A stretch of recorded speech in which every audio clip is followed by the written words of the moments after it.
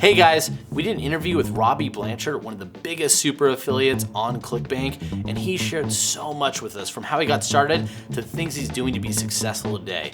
We took the 3 biggest takeaways that we found from that interview and put them in this video. Watch and enjoy.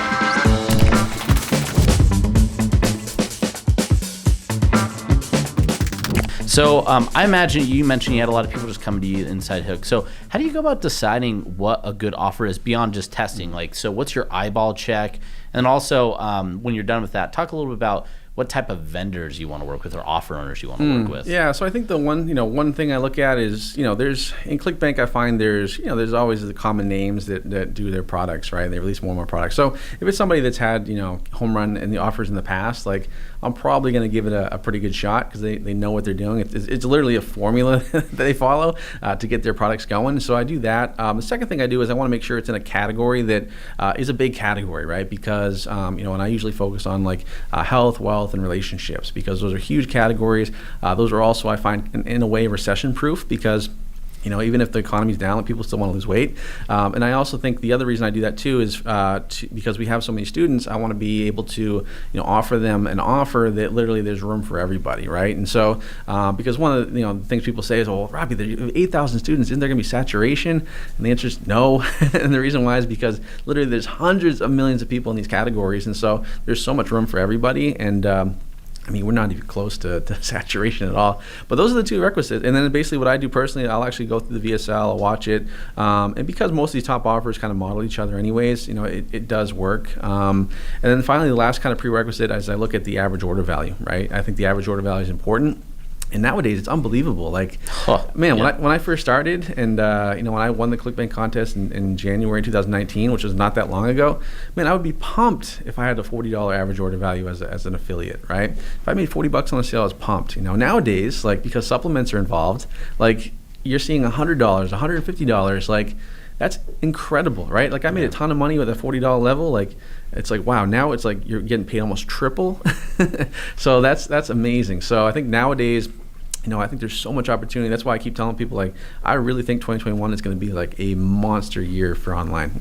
Yeah, no, totally agree. It's interesting. Thomas and I just did a webinar yesterday where we shared some data, reanalyzed the top 100 health and fitness offers, and you're totally right. We saw the average affiliate payout for our top 20% of that 100 was $113 to affiliates, which I'm just like, whoa, Obviously, I imagine that makes your spend a lot more forgiving when you have that much room on a CPA. Oh my God, to still be profitable. So and you can be more aggressive, and I think honestly, it's great for people just starting out, because when I first started doing this, like, if it costs you $20, $25 to acquire a customer, then you're kind of creeping up into the place where you're like, I don't know if I should cut my ads. Whereas, if you're a new person and you're running ads and just getting started, and maybe you let an ad run too long, and maybe you're paying $70 to acquire a customer, well, you're still making $40 on the sale, even though you did everything wrong. So I think there's like that nice little cushion, like, which I think is, it's just such a good time to have an online business for sure. Yeah. As long as we don't have, the election eating up all the CPMs anymore. Yes, and it's gotten so much better though. I tell you, the first, a couple weeks when the election was going on, it's still a little weird, but it was like, I told my students, like, hey, just pause your ads for now, like, just write it out, go for a walk, enjoy yourself, and come back, because and that's the other reason why I think 2021 is going to be a big year for people, because more people are online than ever before. Like, the payouts are so much higher on ClickBank now, and it's a non-election year. So I think that things kind of settle down. I think it's going to be a perfect storm for success. Yeah, no, I agree. We've seen a shift in consumer behavior that I don't think will be reversed. When 80-year-olds are using Uber Eats and starting to look at Facebook even more for live stream content, it's a different world we're living in. For sure. Because of COVID and what it's done for content. I think a great question I always like to hear is, if you could pick up the phone and talk to a 20-year-old version of yourself, what would you tell yourself to make the next 10 years of your life really successful? I would just say keep your head down and keep working. I think, like, for me, the one thing that really kind of, I'm very goal oriented, right? And I don't have specific goals of like, I want to make, X amount of dollars, whatever. Like, I have, big goals. And I think that a lot of people don't. Like, they just kind of go day to day, and they just hope and wish, they're going to be successful. And it's like, for me, in my mind, like, I've always been like, hey, this is my goal. I want to be here. I don't know how I'm going to get there, but I just know that if I do something every single day that's going to propel me and move me forward, that eventually I will get there. It's not up to me to figure out how I'll get there, because, I think the universe kind of figures that out for you. And so, never in a million years, I think I'd go from being a CrossFit gym owner to then owning a Facebook agency, then to being an affiliate marketer, then having, that's such a random thing, right? But because I had it in my mind over the past couple of years and getting on this journey, like, I want to be successful. This is where I want to be. Like, I think everything kind of goes into place the way it's supposed to be. Yeah. Yeah. Yeah. A lot of it always makes me think of The Alchemist, right? Those that lean into their journey and kind of the legend that is them.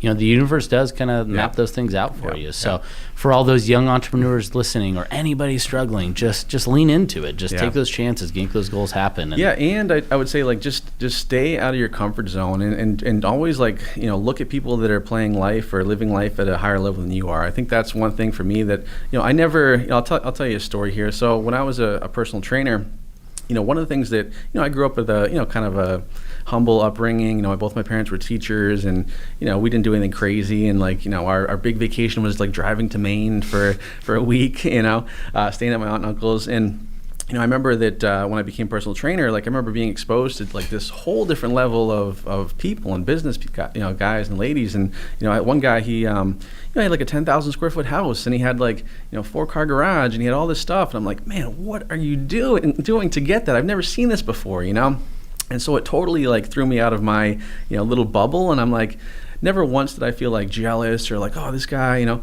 like, no, what did you do? Show me, like, teach me, And so that was a big kind of mindset thing for me, because I was able to, like, be around people that were super successful and had big businesses and did well. And it totally changed my mindset in terms of, like, how to live life, like, how they view money, how they view success. And that really, even though I'm doing something very different than they're doing, like, those principles really stuck with me all these years, and I think that was a big game changer for me too. Yeah, no, that's fantastic. And so you're right, though. I think you always see that transformation of mindset, right? When you're stuck in a mindset of myopic, narrow scope of only what you've been exposed to, that's pretty much definition of what you're going to live your life as, right? It's going to be that way always.